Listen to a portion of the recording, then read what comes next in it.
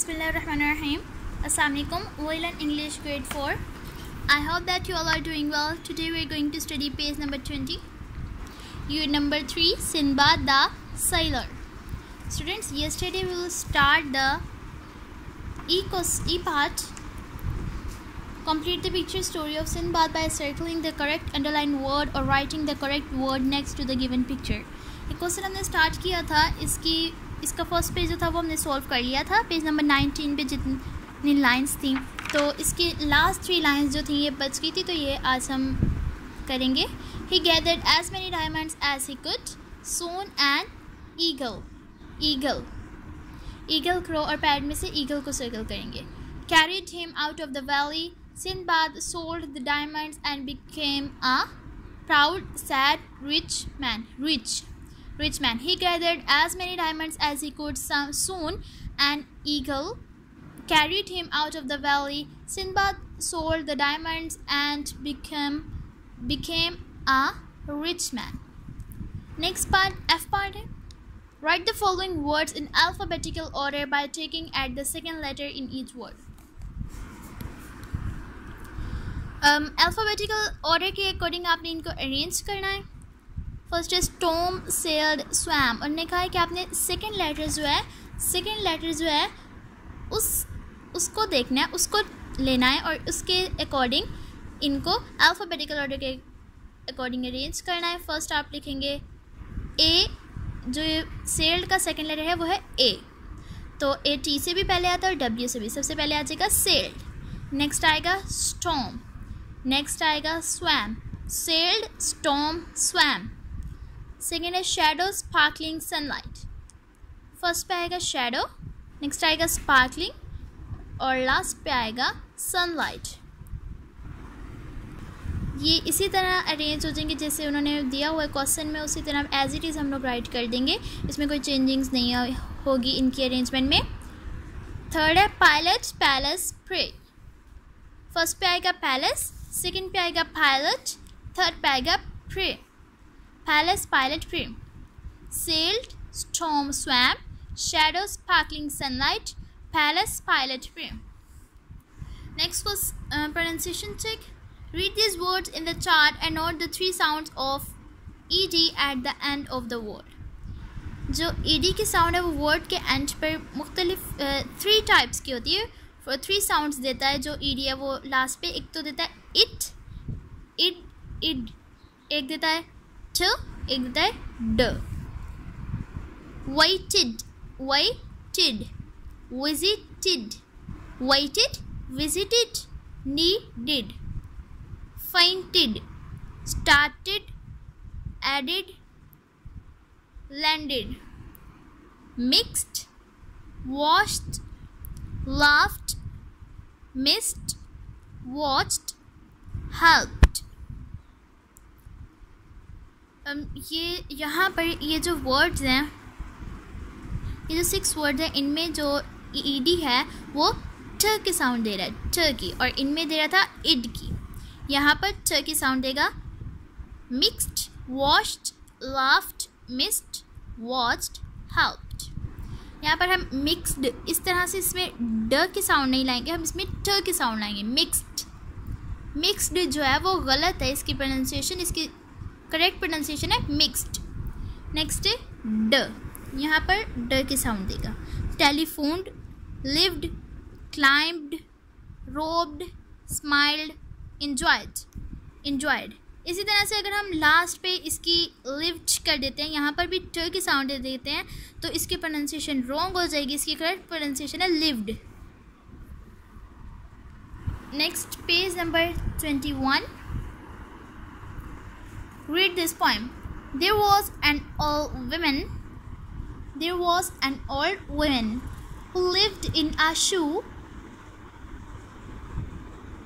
She had so many children, she didn't know what to do. She gave them some soup without any bread, then kissed them all kindly and sent them to bed. There was an old woman who lived in a shoe. She had so many children, She didn't know what to do. She gave them some soup without any bread, then kissed them all kindly and sent them to bed. Next, activity time. Write 2 pairs of rhyming words from the poem. Poem में से 2 pairs rhyming words के 2 pairs आपने write करने हैं. शू do ये rhyme कर रहे हैं एक दूसरे के साथ. Shoe do and any many. Shoe की जगह आप टू भी लिख सकते हैं. To do. Next, draw a picture of the old women's house.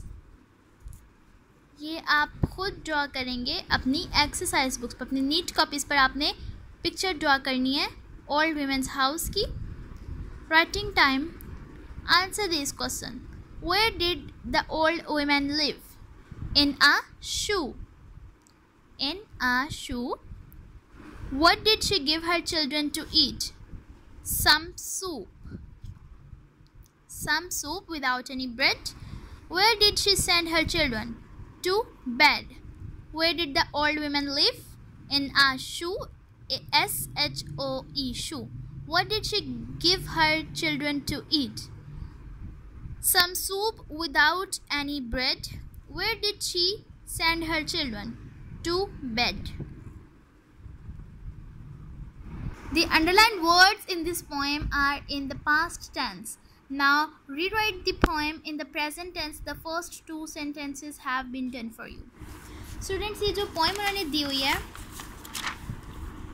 जो पर उन्होंने poem दी है वो past tense में है. आपने इसको present tense में change करना है. There was an old woman. There is an old woman who lives in a shoe. Who lived in a shoe को change किया. Who lives in a shoe. Present tense के बारे में हमने पीछे understand किया था.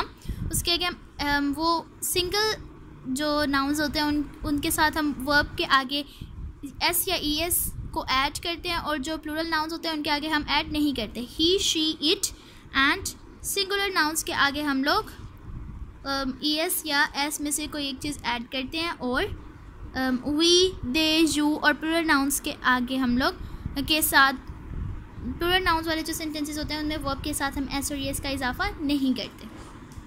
तो ये पॉइंट आप राइट करेंगे प्रेजेंट टेंस में. There was an old woman. There is an old woman who lived in a shoe. Who lives in a shoe. She had so many children. She has so many children. She didn't know what to do. She do not know what to do. बल्कि यहाँ पर आएगा she does not know what to do. She gave them some soup.